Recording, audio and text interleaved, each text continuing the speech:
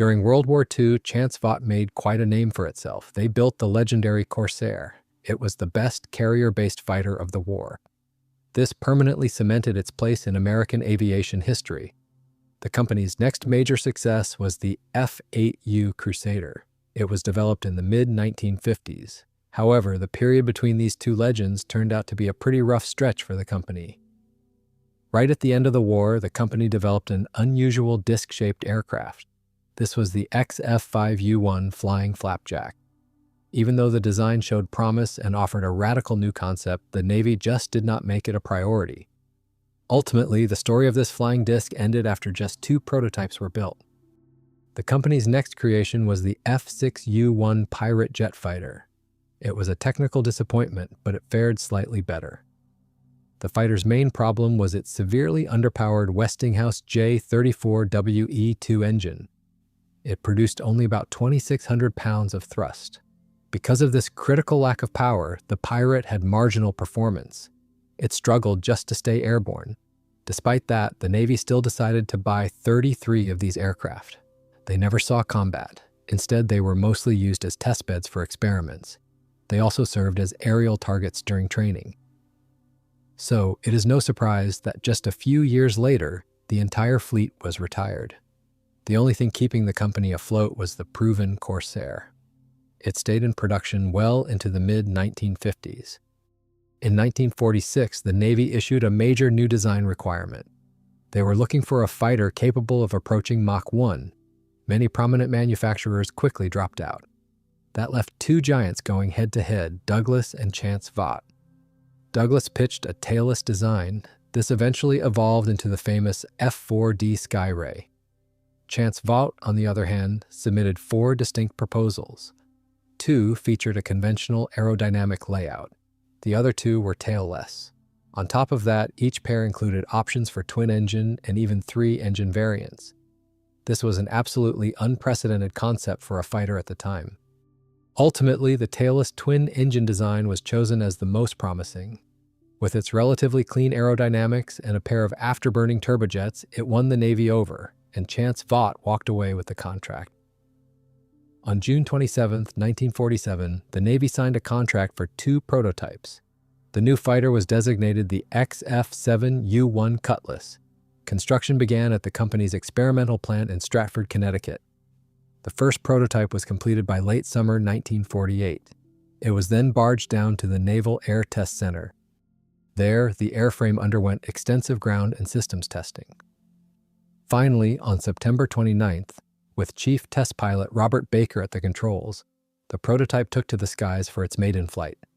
That historic day marked the beginning of a long and painful development process. Sorting out the fighter's issues took over 5 years. The real irony is that this entire testing and evaluation phase ended up being significantly longer than the actual active service life of the Cutlass in the fleet.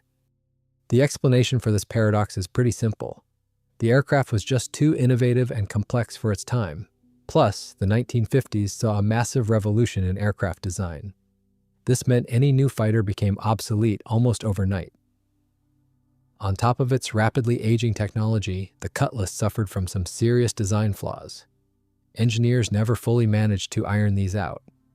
Out of the 5 fighter variants originally developed, only 2 ever made it into active fleet service. And with total production barely scraping past 300 airframes, this ambitious project ended up being a brief, albeit fascinating chapter in American naval aviation history. The F-7U-1s, powered by Westinghouse J34 engines, saw a very limited production run. Fewer than 20 of these fighters were assembled at the new Chance Vought plant down in Dallas, Texas. These aircraft never actually became fully operational in the fleet. Instead, they essentially served as flying testbeds for an extensive evaluation program. Unfortunately, this process proved extremely dangerous. 5 aircraft were lost during testing, claiming the lives of 2 company test pilots. These flight tests exposed severe problems baked right into the basic design of the airframe. The biggest headache was its extremely high angle of attack on approach. This is a common trait for pretty much all tailless aircraft. But on the Cutlass, it was far more dangerous due to its extremely basic high-lift devices, which consisted only of leading-edge slats. Just picture the scenario. A pilot is flying a carrier approach, getting to that critical moment right at the ramp. Because the nose is pitched up so high, all he can see in front of him is the very top of the ship's island. Another equally terrifying problem was the aircraft's tendency to suddenly settle, or sink, right after a catapult launch. Engineers tried to fix this by installing an extended nose gear strut. This increased the takeoff angle of attack from 9 to 14 degrees. In practice, however, even that was not enough to solve the issue. To make matters worse, the Navy was getting fed up with the aircraft's performance numbers. The fighter was armed exclusively with guns, packing 4 20mm cannons mounted right under the cockpit. It had 0 hardpoints for carrying external ordnance. Its combat radius was a modest 400 miles. Its service ceiling topped out at around 43,000 feet, and it had a rate of climb of roughly 11,000 feet per minute.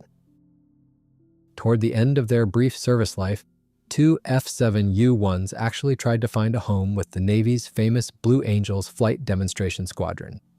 They were brought in to provide a visual contrast alongside the Panthers the team was flying at the time. But that experiment was a complete bust. The unwieldy Cutlasses only managed to stick around with the squadron for about 2 months. Trying to salvage the project and satisfy the Navy's demands, Vought developed a new variant, the F7U-2. The engineering team introduced a number of significant upgrades over the baseline model.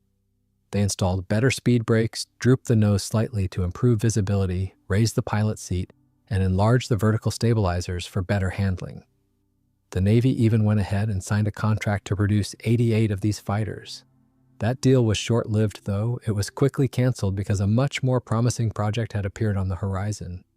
This was the F7U-3, an aircraft that was radically different from its predecessors. It was purpose-built around the brand-new, more powerful Westinghouse J46WE-8A engines equipped with afterburners.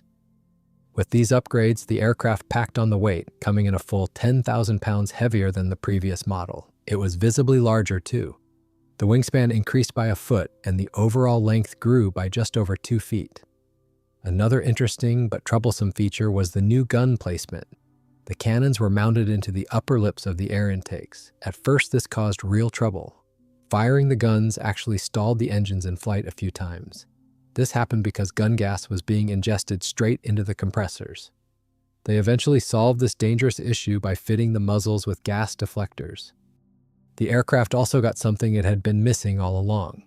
It finally received underwing hardpoints for bombs, unguided rockets, or external drop tanks. Internal fuel capacity was also bumped up significantly. While the F7U-1 held nearly 900 gallons, the new F7U-3 could carry 1,200 gallons. If needed, that volume could be increased even further with underwing drop tanks.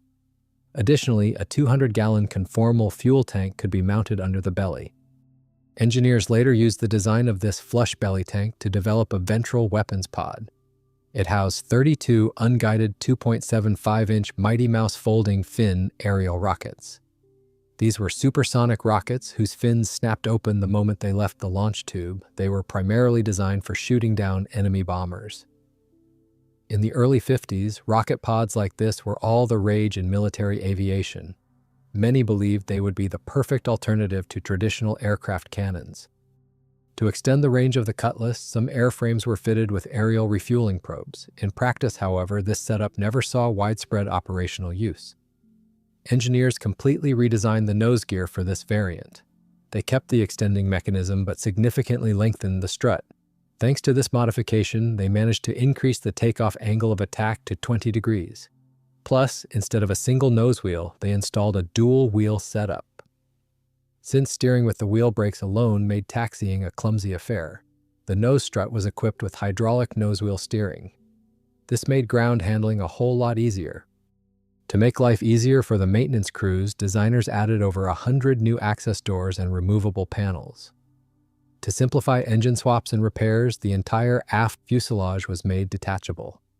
During this upgrade, hydraulic system pressure was bumped up from 1,500 to 3,000 pounds per square inch. While this improved the actuation of the flight surfaces, it created a massive headache for the mechanics. From then on, every pre-flight inspection started with a tedious hunt for hydraulic leaks. This hunt covered over 100 potential trouble spots. It took engineers nearly a full year to design and retrofit new, reliable seals. The updated F7U variant made its maiden flight on December 12, 1951. But a major problem popped up. Westinghouse fell behind schedule delivering the new J46 engines. Because of this, the early airframes had to be temporarily fitted with non-afterburning Allison J35 engines. With these weaker power plants, the fighter's top speed dropped by well over 100 miles per hour compared to original projections. It was not until January 1952 that the long-awaited Westinghouse engines finally arrived. Flight testing successfully resumed right after. Shortly following that, full-scale production of the F7U Cutlass officially kicked off. A total of 228 of these airframes were built. Nearly 100 of them were designated as the Specialized Missile variant. These fighters were armed with 2 or 4 Sparrow 1 missiles. They differed from the base model by featuring 2 extra weapons pylons. They also included the specialized avionics that were absolutely vital for guiding the missiles to their targets. Beyond that, internal fuel capacity was increased by roughly 225 gallons. In this configuration, the maximum takeoff weight of the missile-armed F7U reached almost 33,000 pounds. Its top speed with 4 missiles on the pylons sat at 651 miles per hour. This brought the fighter very close to breaking the sound barrier. Another interesting production version of the Cutlass was a dedicated photo reconnaissance variant. It featured a lengthened nose housing 3 powerful cameras. Right behind the cockpit, in the upper section of the fuselage, sat 2 photo flash flare dispensers for night missions. The final model in this family was supposed to be the A2U1 heavy attack variant. The Navy envisioned it carrying a serious arsenal across its 7 external hardpoints. These included conventional and even nuclear bombs, heavy unguided rockets, and bullpup missiles. The U.S. Navy signed a contract for 250 of these attack aircraft. However, in November 1954, when only the first 5 airframes were on the assembly line, this ambitious contract was abruptly canceled. Overall, the career of the Cutlass in American carrier aviation turned out to be remarkably short. It lasted just over 3 years. The aircraft was essentially obsolete the moment it arrived in the fleet. In April 1954, the first aircraft entered service with Fighter Squadron VF-81, based out of Naval Air Station Oceana in Virginia. Fun fact, even though the aircraft was designed as a purpose-built fighter, most of the airframes produced were sent to attack squadrons. This clearly goes to show that Navy leadership simply did not know how to effectively employ this unusual aircraft, and they had serious doubts about its future. Initially, the Cutlasses were scattered across several shore bases. On the East Coast, they served at Cecil Field and Oceana. Meanwhile, over on the West Coast, they were stationed at Miramar, Alameda, and Moffett Field. From time to time, certain squadrons were deployed on carrier cruises. For instance, Attack Squadron VA-83, which was fully equipped with the missile variant of the aircraft, deployed aboard the carrier USS Intrepid. In March 1956, these same aircraft took part in a massive show of force in the Mediterranean. This was right as tensions in the region were boiling over, just months before the Suez Crisis. They flew tense patrol missions right near the combat zone, and they were ready for a dogfight at a moment's notice. However, starting that very same March of 1956, the Navy began slowly phasing the aircraft out of the fleet. The very first squadron to transition from the temperamental Cutlass to the more reliable Cougar was VF-81. Fast forward about a year and a half. The gutless Cutlass, as Navy crews mockingly called it, disappeared from the decks of American carriers forever. Its place was quickly taken by the more modern Skyhawks, Furies, Cougars, and the brand new Demons. Normally, aircraft retired from frontline Navy service were transferred to the Naval Reserve. But the F7U fighter was an exception, all because of its dismal reliability. Just imagine, from 1954 to 1957, the average mishap rate in U.S. Navy aviation was 9.2 incidents per 10,000 flight hours. For the Cutlass, that number hit a staggering 17.8. The biggest risk for pilots was launching from a carrier deck with full tanks. Another major danger was coming in for a trap while the aircraft was still too heavy with fuel. During catapult launches, pilots would actually leave the canopy open. They did this on purpose, just to have a fighting chance of bailing out quickly in an emergency. The problem was that early ejection seats simply could not guarantee survival at low speeds and low altitudes. As the dark Navy joke went at the time, the Cutlass sank just a little faster than a lead weight. Between July 1952 and August 1956 alone, the Cutlass suffered 78 serious accidents. Over a quarter of them claimed the lives of the pilots.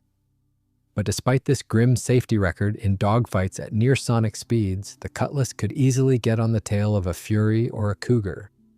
Pilots who flew it claimed that in a flat-turning fight, the F7U-3 could absolutely take down a Soviet MiG-15 or an American Sabre.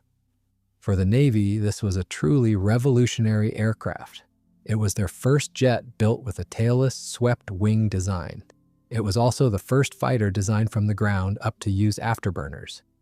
It went down in history as the first Navy fighter to take guided missiles to sea. It was also the first aircraft in the world to drop bombs at transonic speeds. Looking closer at the design, the F7U is a mid-wing monoplane. It features twin vertical stabilizers. However, it completely lacks a conventional horizontal tail. Its oval-shaped fuselage utilizes a semi-monocoque design. The nose section houses the avionics. It also contains a pressurized cockpit equipped with an ejection seat. The radar system is cooled by simple ram air during flight. On early variants like the F7U-1, speed brakes were mounted under the fuselage. They were located right behind the engine intakes. To help the pilot climb into the cockpit, a folding boarding ladder was built into the forward fuselage. The cockpit itself is enclosed by a teardrop sliding canopy. Right in front of the windshield, engineers mounted a visual reference pin. This helped the pilot gauge his glide path during a tricky carrier landing. For launch, the aircraft hooked up to the catapult using a standard wire bridle. The aircraft sits on tricycle landing gear, known for its unusually tall nose strut. On the earliest versions of the fighter, pilots had to use differential braking to steer while taxiing. But on later models like the F7U-2 and F7U-3, engineers added hydraulic nosewheel steering. The tail hook is shaped like the letter A. It retracts neatly into the lower fuselage. The wing features a 35-degree leading edge sweep. The flight controls are relatively advanced for the time. They incorporate full-span slats and elevons for pitch and roll. Trailing edge speed brakes are located between the vertical stabilizers and the fuselage. They pop open to rapidly decelerate the aircraft. Powering the F7U-3 and the F7U-3M were twin Westinghouse J46WE-8B turbojet engines equipped with afterburners. To keep the afterburners from overheating the airframe, the tail section was built with a double-walled skin. This allowed cooling air to flow directly between the layers. Fuel was stored in tanks housed inside both the fuselage and the wings. The main fuel cell was located right behind the cockpit. For long-range missions, additional drop tanks could be slung under the wings of the F7U-3M fighter. Each tank held about 150 gallons of fuel. And under the fuselage, instead of a launcher for unguided rockets, crews could mount another 200-gallon centerline tank. The aircraft was flown using a hydraulically boosted flight control system. This took a lot of the physical workload off the pilot. The onboard avionics included everything needed for combat and navigation. This consisted of a radio compass, and both radar and optical gun sights. There was even a dedicated photo reconnaissance variant of the aircraft. This was known as the F7U-3P. In its nose, instead of weapons, they installed powerful aerial cameras. There were 2 oblique cameras and 1 panoramic camera. These captured detailed high-altitude imagery of enemy positions. In its original version, the F7U-1 fighter was armed with a pretty serious arsenal. Its primary armament consisted of 4 powerful 20mm cannons. They were mounted in the nose of the aircraft right under the cockpit floor. They had an ammo capacity of 180 rounds per gun. However, by the second major variant, the engineers changed the design. They relocated the cannons and their ammunition higher up. They mounted them above the upper lips of the engine intakes. Later on came the F7U-3 model. It featured significantly expanded combat capabilities. On top of the standard cannons, this fighter could carry additional ordnance on 2 underwing hardpoints. This allowed it to carry bombs and unguided rockets with a total payload of up to 2,000 pounds. This turned the aircraft into an even more formidable adversary. To operate in adverse weather conditions, the designers developed a specialized all-weather interceptor, the F7U-3M. Its arsenal consisted of the standard cannons, 4 Sparrow 1 guided missiles, and a full loadout of unguided rockets. These rockets were packed into an underslung belly pod. This pack held 32 rockets. They were cleverly arranged in pairs, stacked one behind the other, inside 16 launch tubes. In combat, the pilot could fire these rockets in 2 huge salvos. A Mark 11 radar gun sight, cutting edge for its time, handled the accuracy and the complex lead calculations. Here is an interesting detail. During normal flight, the front of the rocket pack was completely closed off to maintain a clean aerodynamic profile. Its doors would automatically snap open just a split second before the pilot squeezed the trigger. And that brings us to the end of the Cutlass story. It was a bold, ambitious, and deeply flawed machine. It pushed the boundaries of what naval aviation could do, and it paid the price for being ahead of its time. Today, only a handful of surviving airframes remain, resting quietly in museums as a reminder of an era when engineers were not afraid to take enormous risks. If you enjoyed this look back at one of the strangest fighters ever to fly from a carrier deck, go ahead and hit that like button. It really helps the channel. Subscribe and ring the bell so you do not miss our next deep dive into aviation history. And if you ever saw a Cutlass in person, or you have your own favorite story about this airplane, share it in the comments below. We read every single one. Thanks for watching, and we will see you in the next video.